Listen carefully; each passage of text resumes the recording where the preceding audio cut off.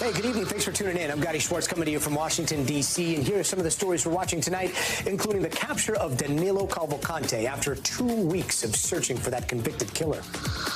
Shortly after 8 a.m., tactical teams converged on the area where the heat source was. They were able to move in very quietly. They had the element of surprise. Cavalcante did not realize he was surrounded until that had occurred. We're going to dig more into how he was caught and take a close look at why it took so long. Then the Senate is hosting a first-of-its-kind behind-closed-door AI forum, which gave lawmakers a chance to hear from Bill Gates, Mark Zuckerberg, and Elon Musk outside of the public's eye.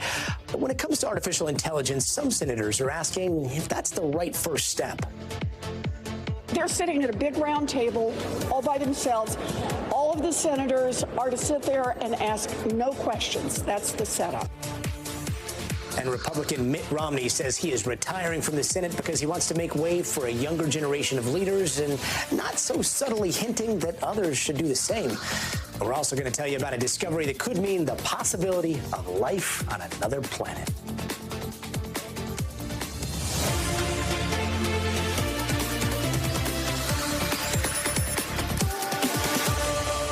We start tonight with the future of everything, because on Capitol Hill, we are finally seeing the lawmakers who write the laws meeting with the CEOs that write the codes for a game-changing technology that has the power to radically shift human life on this planet. In attendance, Elon Musk, Mark Zuckerberg, Bill Gates, Sam Altman, all in the same closed-door meeting. There were like a dozen other big tech executives there as well. Google, Microsoft, all at the same table. It was a not open to the public 7-hour-long meeting, and something that is being called a marathon brainstorming session.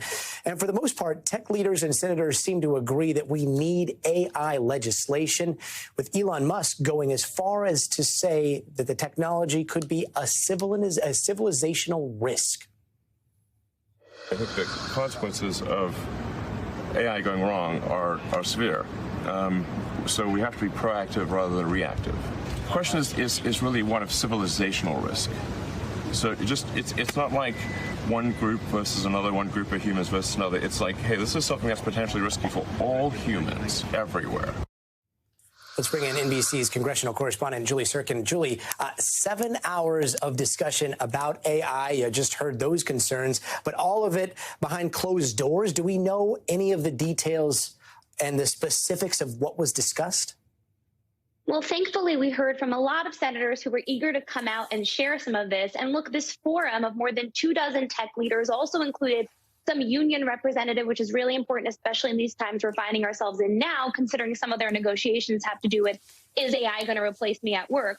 The guy with the flip phone, Majority Leader Schumer, is the one who brought them all in the room. And this is the first forum of many. I'm told we're going to have these forums, maybe not the one like we saw today, the star-studded action of all these big tech leaders, but we're going to see these forums on a frequent basis, I'm told, for the rest of the year, because that's how long it's going to take to really educate lawmakers in something that they don't know a whole lot about. Take a listen to what Schumer had to say after the meeting, and he was speaking alongside with one of the Republicans he's working with to get this thing under control.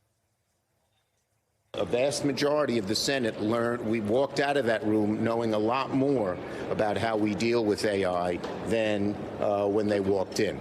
These folks that came in here, the people that were on this panel with us, they spoke very frankly about what the opportunities were, and they were very frank about the challenges as well. Here's what else Schumer had to say, too, after he spoke to reporters. He also shared that every single tech leader in that room raised their hands. So did the advocates. So did the people who are a little bit squirrely when it comes to AI, when it comes to Congress having a role to play here in legislatively regulating it. How that happens is another question for another day. But so far, a historic day on the Hill for today. All of the leaders and the senators in the room said that. Not Majority Leader, but the guy with the flip phone, Julie. What did the tech leaders say about all this? Yeah, well, look, the tech leaders thought that this was a moment for them to come and, first of all, educate folks, but also present their plan. I'm told that each of the 22 members who are up there, sat behind that table, as you heard from Senator Elizabeth Warren, and they gave their thoughts and presentations as to how Congress can have a say when it comes to this, maybe creating a regulatory office in government, maybe multiple offices, because this is an issue that spans so many sectors of our industries, not only in the U.S., but also around the globe. I want to read you a part of a statement from Zuckerberg, Mark Zuckerberg, of course, the head of Meta and Facebook. He said, quote, "Congress should engage with AI to support innovation and safeguards. This is an emerging technology. There are important equities to balance here, and the government is ultimately responsible for that." Now, again, how the government ultimately ends up crafting a package that passes in the House and passes in the Senate, we're still very far from there. A couple senators told me that we're still in the discovery phase, and we will be for quite some time. We're still in the discovery phase, and yet this is a part where, like, at least all senators seem to be on the same page. It seems to be somewhat bipartisan, but is it going to stay bipartisan, or is this the beginning where we start to see everything splinter apart? Well, remember, tech has been one of those issues this year, Gadi, and you know better than most, that is uniting lawmakers on both sides of the aisle. We heard from the TikTok CEO earlier this year, all lawmakers on both sides of the aisle anxious to grill him. Now we saw this forum today, and it seems like one in which Schumer's surrounding himself with members on both sides of the aisle, with Senator Mike Rounds, for example, Todd Young, another Republican he's working with. And he told me, very importantly, multiple members in this group had told me, this is something that if it's not bicameral and bipartisan, it's just not going to work. At the same time, you heard from folks today like Senator Elizabeth Warren, who was outraged the fact that all the tech leaders got to sit there. Senators didn't really get to push back. Josh Hawley, a Republican, who I'm not sure attended the forum today. We didn't see him go in or out.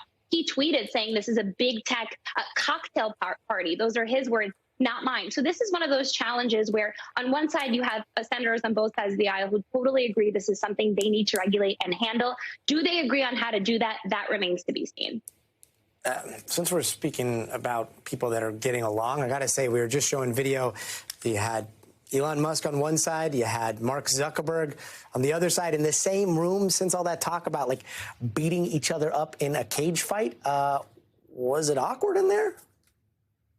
Well, look, they didn't talk directly. That's according to Elon Musk himself. But he said the offer's still on the table. Remember, he said he'll fight Zuckerberg in an MMA fight. He said the proceeds are going to go to benefit veterans. So clearly some good things they're talking about here. I don't think that's off the table based on what Musk said, but certainly no cage match has been settled or scheduled yet. We'll see. So, like, existential, civilizational threat.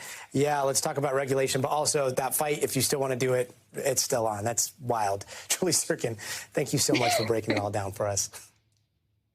And joining us now is Landon Klein. He is the director of U.S. policy for the Future of Life Institute.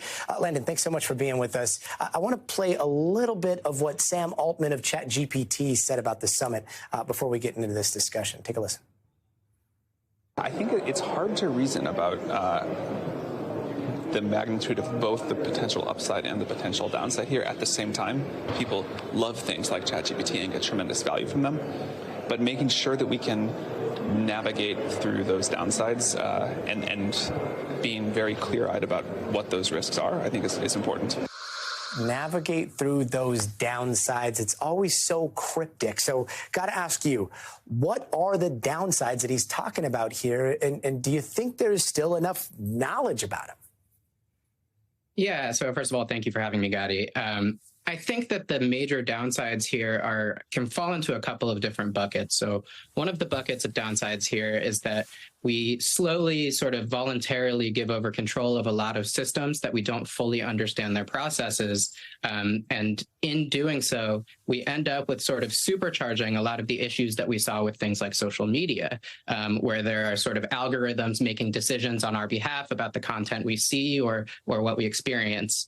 There's another bucket of risks here that are large and catastrophic, and this comes mainly from these very advanced general purpose AI systems that largely make it much easier to get to a lot of different types of information that can be quite dangerous. So, for example, things like using ChatGPT or its successors to be able to develop some sort of recipe for biological weapons or chemical weapons, or using them to develop cyber weapons that can potentially cause harm to critical infrastructure. There's a broad scope of risks that, if they're not controlled and regulated, can be catastrophic.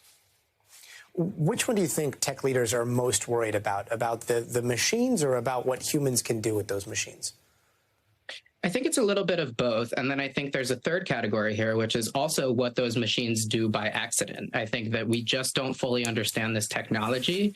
We're not able to audit how different systems actually work because they're very complex and their systems are opaque. And because of this, there's also the possibility that we just see unforeseen or emerging capabilities of these systems that can be extremely dangerous. I think depending on what tech leader you ask, you're going to get a different answer. But I think all of these risks are within the same scope, and all of these risks can be controlled by Congress taking action and putting in place some sort of regulatory framework to be able to assess the safety of system. I just want to see if I'm understanding this correctly, because I've heard this sentiment over and over again recently. Are you saying that humans have basically built a technology that is so advanced that we don't really know how it works, and that's one of the concerns here?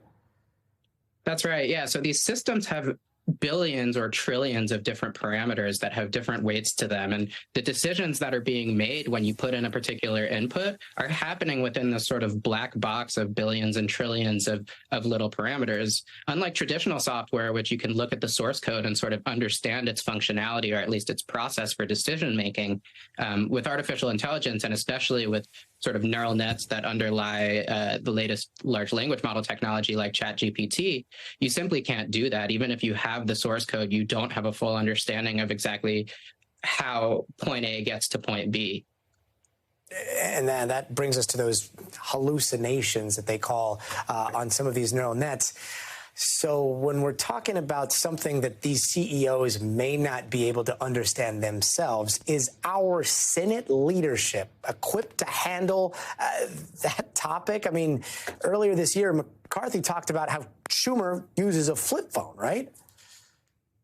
Yeah, I mean, this technology is complex. I think that's no secret. But the truth of the matter is that lawmakers play a very pivotal role. And while they don't necessarily have holistic expertise in artificial intelligence, they do have expertise in regulating things when the moment presents itself.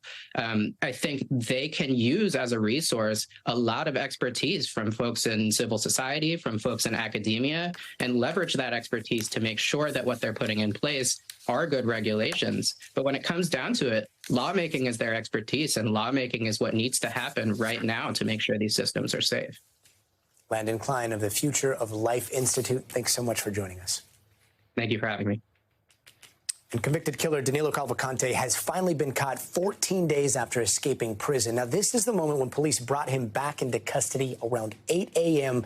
Chester County making this announcement over the radios. Chester County government and the various other agencies working on the prisoner escape are proud to announce the subject is in custody. Repeating, subject is in custody. Now, police say that they were able to capture him using thermal heat tech and a tactical dog unit. They also say that Cavalcante was bitten during the takedown, but the injury was minor. He's since been taken back to prison. That is his new mugshot right there. He's being held at a maximum security prison in Montgomery County. NBC's George Solis has more. Gadi, the nightmare is now over for this community who's been paralyzed for the last 14 days. We're also learning new details how Danelo Cavalcante survived in this wilderness. In an interview post his arrest, he told authorities he survived in this wilderness by eating watermelon from a nearby farm, drank from nearby streams, hid his waist to avoid detection. And more shocking of all, he planned to use that .22 rifle he stole from a nearby home to carjack someone to try and break this new police perimeter within the next 24 hours. His demise unfolding early this morning when he was detected by a plane with thermal imaging technology. Teams descended on this area and waited out a storm. Now, that plane had to leave, but those teams stayed on the ground. Eventually, they were able to detect his movements once again, and then they used a canine to make sure he didn't go anywhere. Authorities saying he sustained a bite wound, then moved a caravan of cars, of police, of authorities, making sure he was transported to a police barrack where obviously the concern was making sure he doesn't get back out, which of course he did not. He's now at a maximum security prison in Montgomery County, where he will go to carry out the remainder of his life sentence is still being decided. And this community, as you can imagine, is breathing a sigh of relief. I mean, homes, businesses, schools were all on lockdown. A number of people's lives were uprooted, waiting to see whether or not this fugitive would be caught. People were growing skeptical at a time. We pressed authorities time and time again why this manhunt was taking so long. Today, they celebrated. They took a victory lap. They were unflappable through the entire process as we grilled them, trying to figure out if they were going to ever catch this guy. Colonel Bivens, the man who was leading all of these press conferences today, telling me he knew he would get his man. He knew it was a commitment to this community that he wanted to keep. And obviously, we can now say that it has happened because Danilo Cavalcante is now back in police custody. Gadi? George Solis, thanks so much. Now, since day one, as we just heard, authorities have done their best to seem optimistic about the search for Cavalcante, and now they are celebrating that capture as a victory. We're doing everything in our power to ensure that we bring this individual to justice. We have the top men and women working round the clock to bring this man to justice, and we're not going to stop until he's captured. There is an amazing operation going on here. There's a collaboration between local, state, and federal law enforcement agencies. We did a very good job, and I will tell you, I applaud the men and women who were out there standing in some very difficult conditions. I hope the good people of Pennsylvania, and indeed the folks all across this nation, got a chance to see how government is supposed to work, how law enforcement is supposed to work, where we all come together, where we focus on the mission. Even after finding him 2 weeks later and before bringing him into custody, officers had this moment that you're looking at right there where they all posed for a photo op around Cavalcante. And then they were seen on video congratulating each other, some of them turning their back to Cavalcante. NBC News law enforcement analyst Jim Kavanaugh is joining us now. Jim, a spokesperson with the U.S. Marshals told NBC News that none of their people were in that photo, but just from an optics point of view, I want to ask, what's your reaction to seeing that photo and seeing these videos of all the officers holding this photo, posing for what looks like a selfie with an escaped convict? Right, Gadi. Well, let's just break it down. I mean, the lieutenant colonel said he didn't have any problem with it. Half of those tactical officers were Virginia troopers. The other were probably the Border Patrol who captured him. I would say it's absolutely proper to take a few of the officers who first put hands on him, and a rifle, and take a picture and hold it up. During an arrest, you want to show that the defendant wasn't beaten, because 6 months later he may allege he was beaten by the troopers, or it wasn't actually him they captured, or he was wearing a different shirt. So documenting it is okay, and it's good police practice. In civil disturbances, it's a very good idea when you're making multiple arrests to take a photograph of the arresting officers with the person arrested. So a photograph is not evil here. But I think it's better done with just a few officers who put their hands on him and not all of the team. I would rather that the policy should be more candid shots. Have your police photographer around the arrest site and just taking shots all around, candid shots. That would be a better way to document it for the future and for training. And evidentiary photographs should just be limited to just those few officers, the condition of the defendant, any recovered evidence. It's good to document. So it's not that you shouldn't have any. It's just maybe you don't need one like that. Mm-hmm. And Jim, it seemed like today was very much a victory lap, and lost in some of that is how he escaped in the same manner that a inmate escaped previous to him, how he managed to break through the search perimeter again and again and again. It's something that Bivens touched on Monday. Take a listen. Do you believe any mistakes were made that allowed him to get out of that perimeter? I don't know that I would characterize it as a mistake. As I said, again, without knowing specifically what happened, what I would tell you is that I had concerns. I knew that there were weaknesses in that perimeter. Okay, so now that the capture has happened and the departments are going to take a look at everything that went wrong and everything that went right, how do you see that debrief going? Yeah, I see, you know, basically they navigated the downsides pretty well. To borrow from your last segment, they had a double perimeter set up. It's always difficult to set up these perimeters on killers who are running loose. I've done it myself with hundreds of officers and agents. It's very difficult. You got to get the forces, around an area at night. The guy can slip through easily. Wherever he did slip through, or they didn't catch him on a sighting, they tightened up, they moved the perimeter, they adjusted, they brought in more resources. I think they did a very good job of that. And nobody got killed. They kept pressing him until they caught him. When the alarm came in, they went right and swarmed the area. They brought in the DEA fixed wing for the FLIR. They spotted him. They went right in and got him, used the dog. I think really a very, very, very good job. I think the photograph is very minor. I mean, there's nothing wrong with it. Critics will not like it. His defense attorneys will not like it, of course, and try to argue about it, but it's very minor. Do agents and officers celebrate Gadi after 2 weeks in the woods, roughing it out, 12-hour shifts, 15-hour shifts, working to catch a killer? Yes. I mean, it's a stress relief. It's over. It's a big, feeling of emotion. That's just human. There's nothing wrong with anything they did there. You got to give them a little room to, exhale. We did a good job. We caught the killer. Now we got to get back to work. So it's just human. And remember, officers are human. And they will be sleeping a lot better tonight, and so will several communities. Jim Cavanaugh, thank you so much. Thanks, Gadi. And now to some breaking news out of Texas. A U.S. district judge there has ruled again that the DACA program is unlawful. That's a program that protects hundreds of thousands of undocumented people known as dreamers from deportation and allows them to work legally in the United States.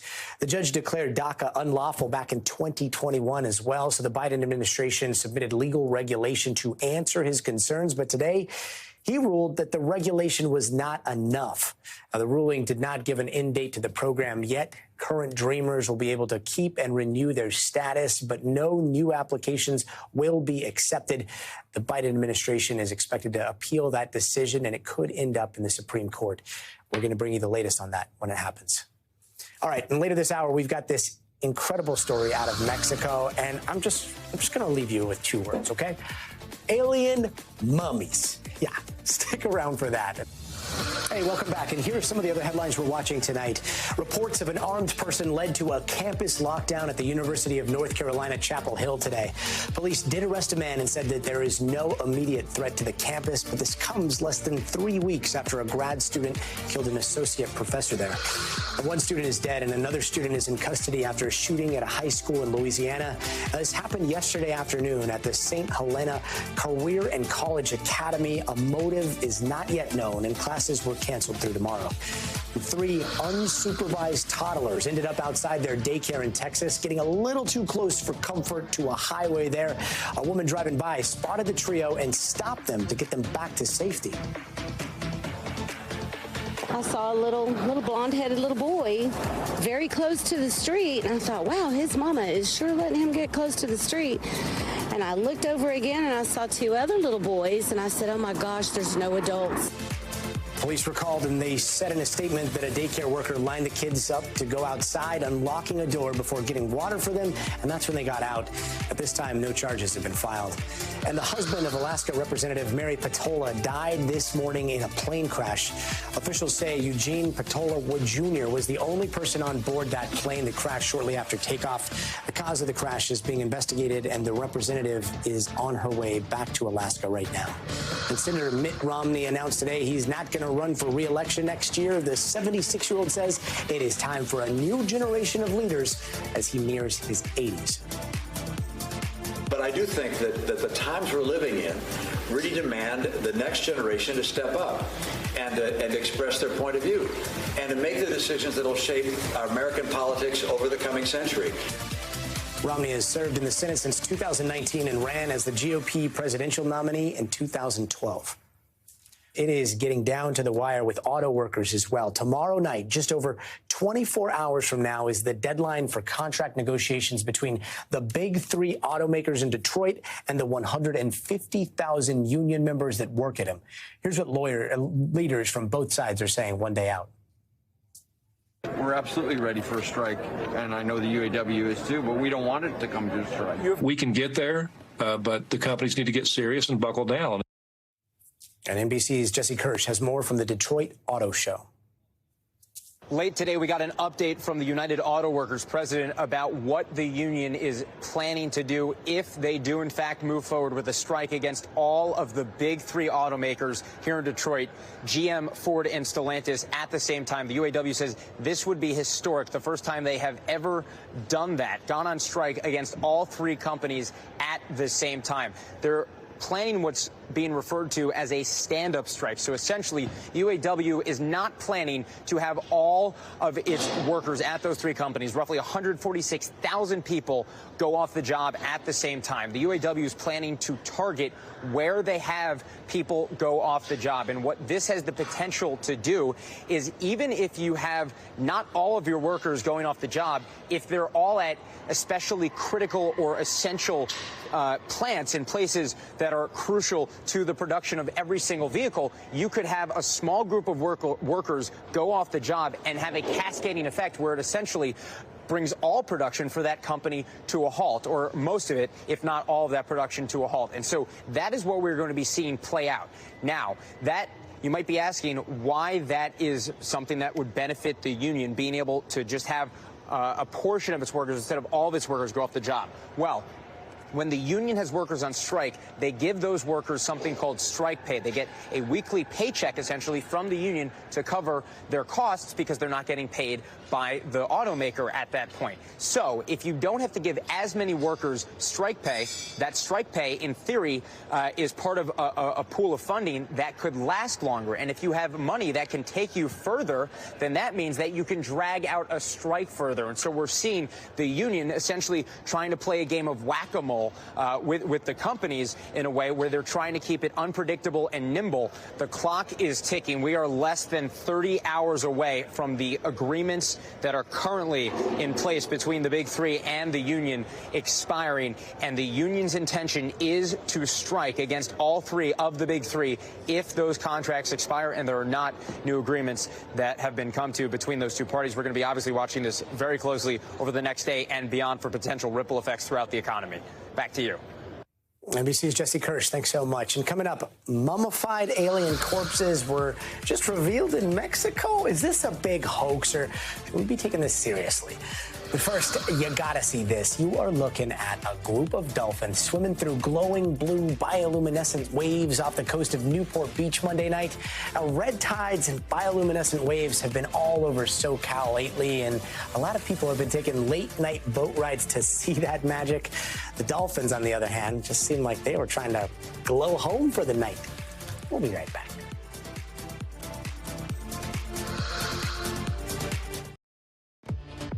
Hey, welcome back. And here are some of the stories happening out west that we're following right now. In Moscow, Idaho, lawyers for Bryan Kohberger are asking to ban cameras from the courtroom.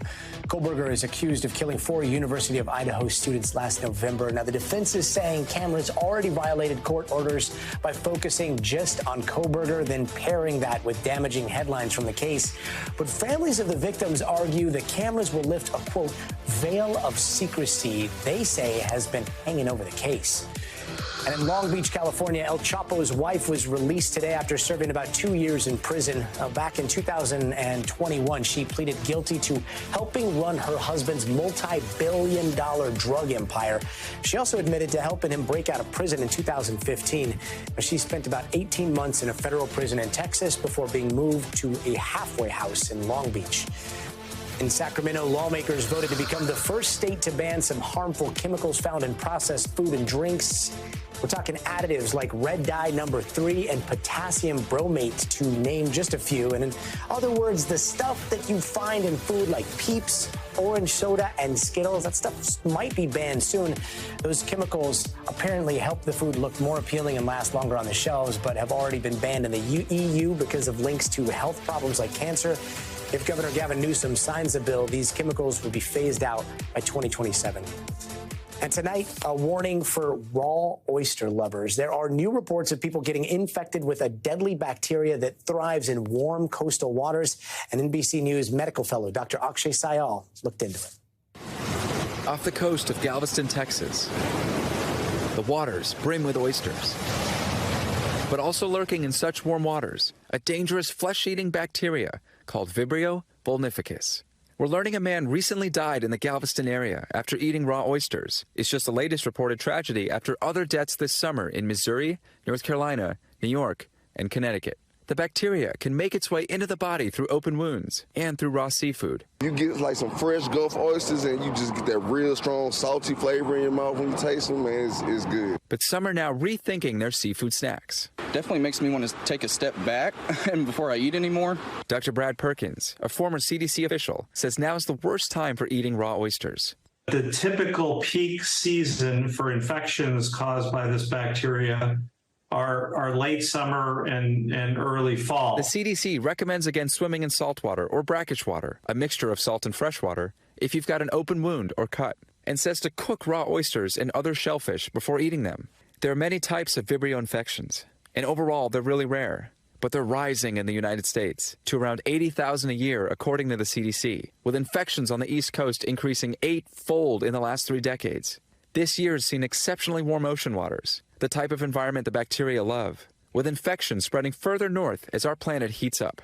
Most people with a mild case will get better after about 3 days and may have symptoms like diarrhea, stomach cramps, and fever. But the flesh-eating Vibrio vulnificus can cause serious infections. About 1 in 5 people die, and it's what took the life of the victim in Galveston.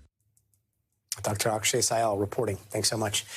And the latest inflation report confirms what your wallet probably already knows. It ticked up again in August, and a big part of the reason for that, a spike in gas prices. Inflation rose 3.7% in the last month, driven by a sharp increase in energy prices, gas and oil, which jumped 10.5% in August.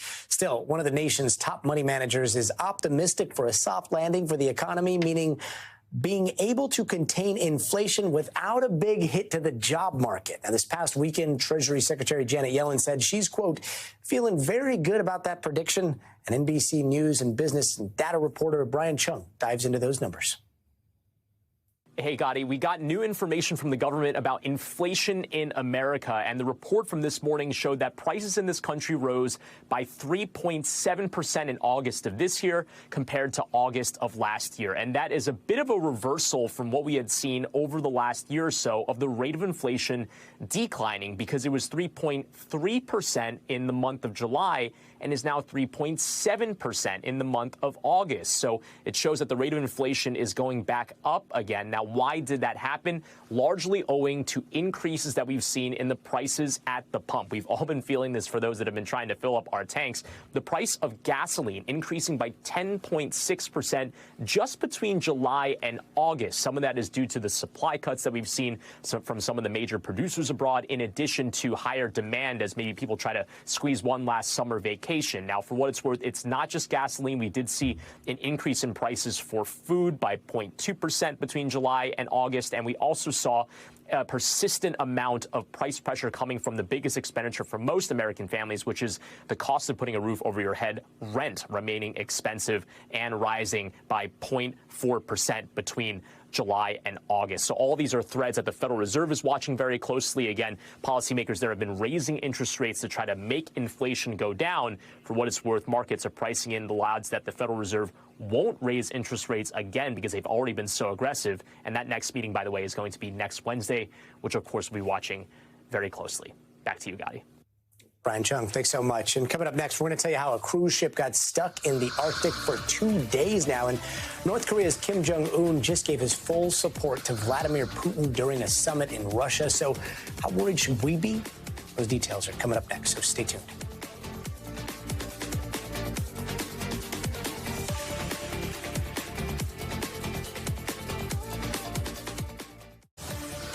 Hey, welcome back. Let's take a quick look around the world in 80 seconds. In Morocco, international rescue teams have set up a hub in the Atlas Mountains just outside of where that 6.8 magnitude earthquake hit last week.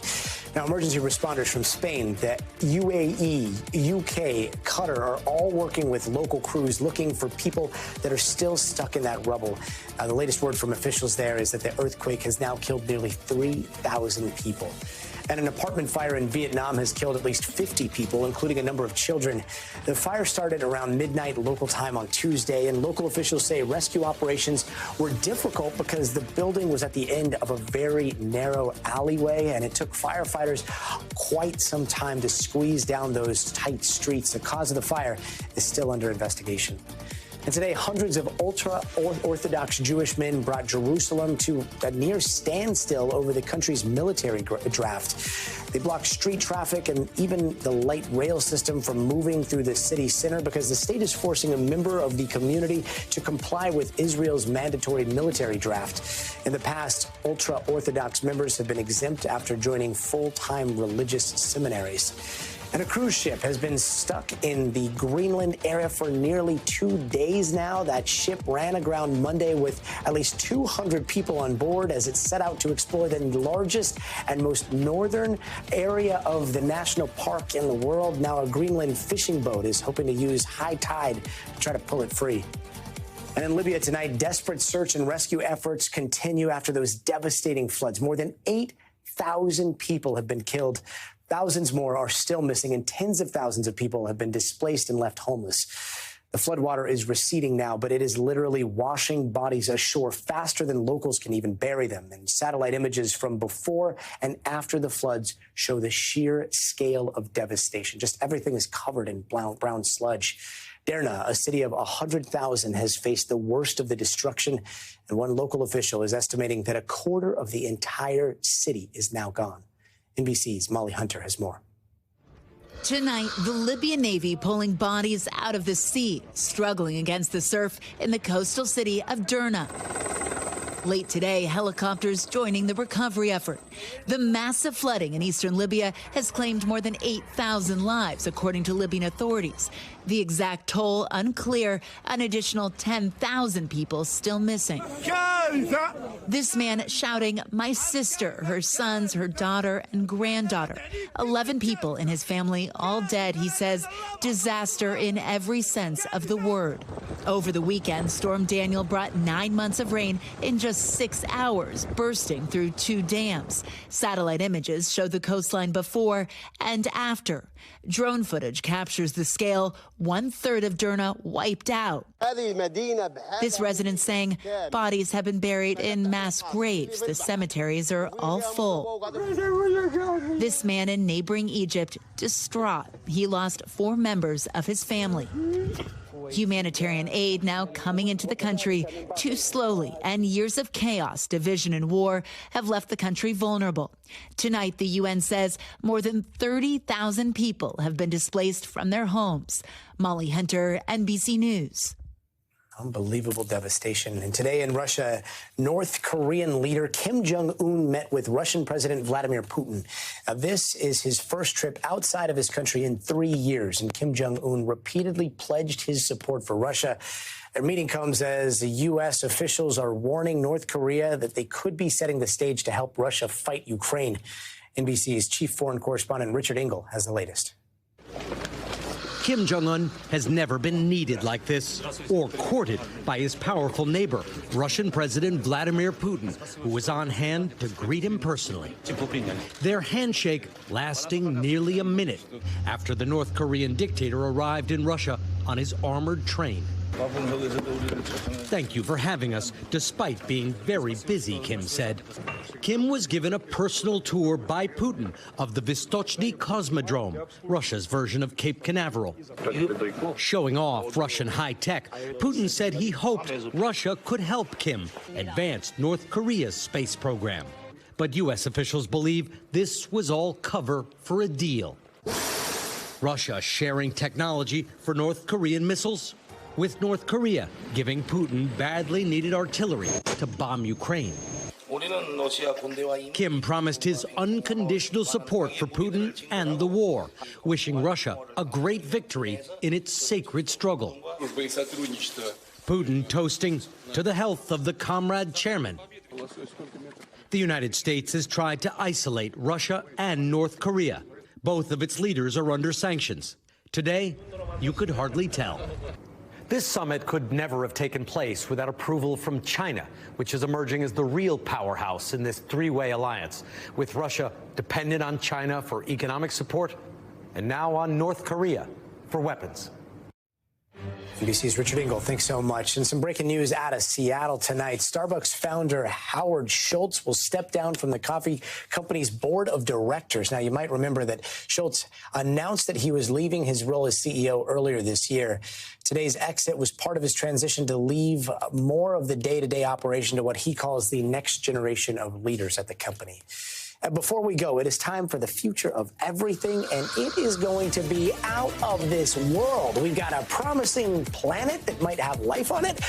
We've got a record we just broke for humanity in space, and we've got a close look at what allegedly are some ancient alien mummies. That's all coming up next, so don't go anywhere.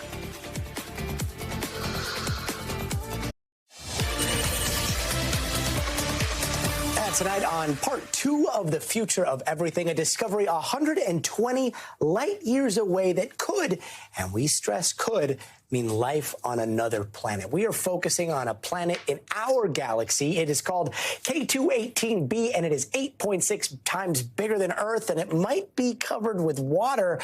And it's what NASA calls a Goldilocks planet, which means it's part of the habitable zone there. It means it's not too close to its sun for water on the planet to boil. It's not too far away where it could freeze. In other words, the planet's location is just right. And the James Webb Space Telescope has now detected something pretty amazing in its atmosphere: methane and carbon dioxide, which are compounds made with carbon. And why is that amazing? Because we're made from carbon. So what happens with carbon and water mix around the same place?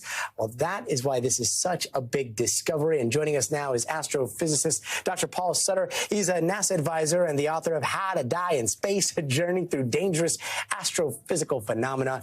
Doc, since we don't have faster than light travel just yet, can you just take us there with your words?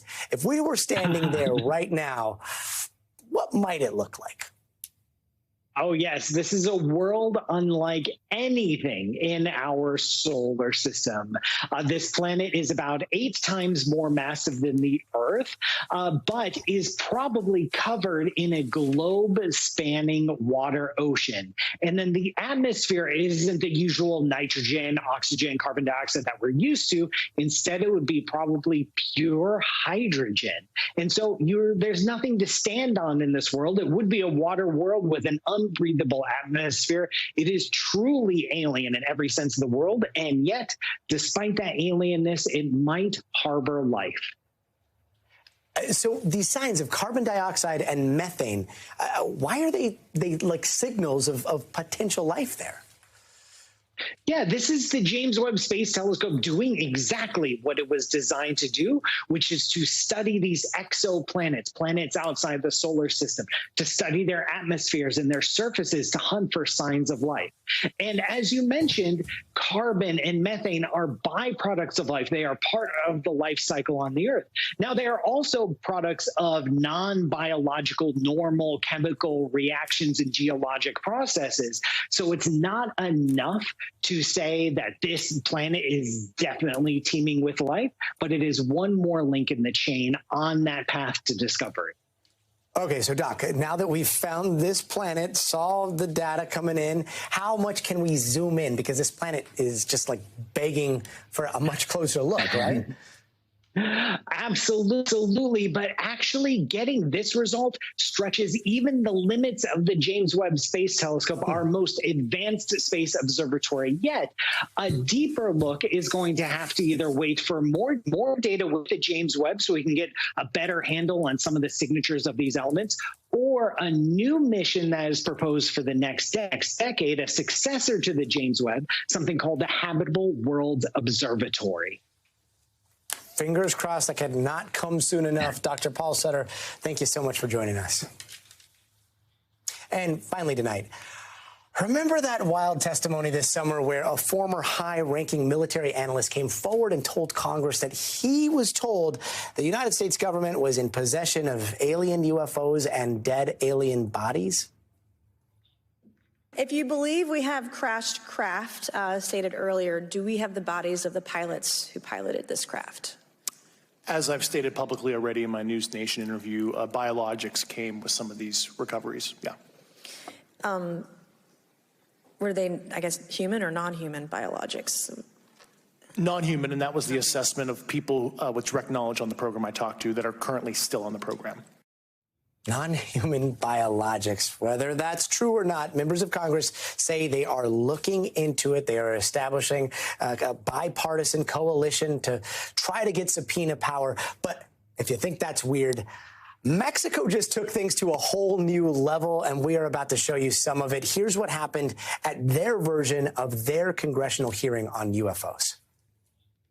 Si el ADN nos está demostrando que no son seres humanos y que no hay nada que se parezca en el mundo a esto, así lo debemos de tomar. All right, so what's he talking about? Well, there it is. They actually rolled out what they say are ancient alien mummies. Here's the gist of it. They basically say that there were some ancient alien mummies found in a mine, that their DNA was sequenced. They have 3 fingers right there. They say that they aren't anything that's human, and they say that it's been analyzed by scientists, and that they are providing some of the DNA evidence for people to take a look at as well.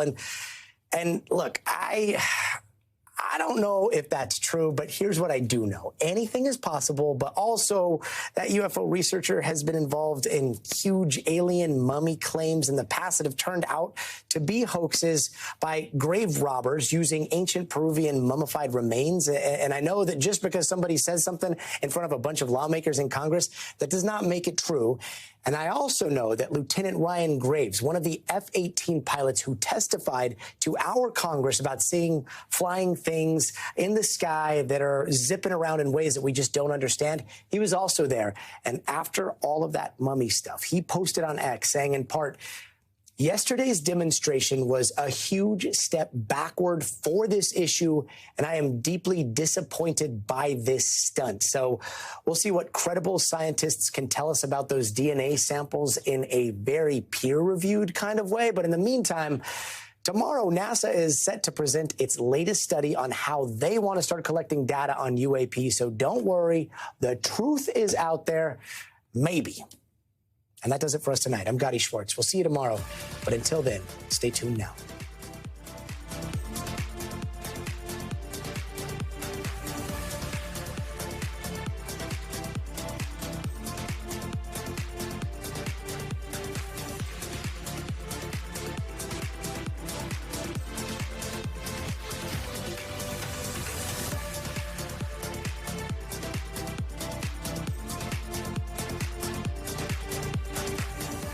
Thanks for watching. Stay updated about breaking news and top stories on the NBC News app or follow us on social media.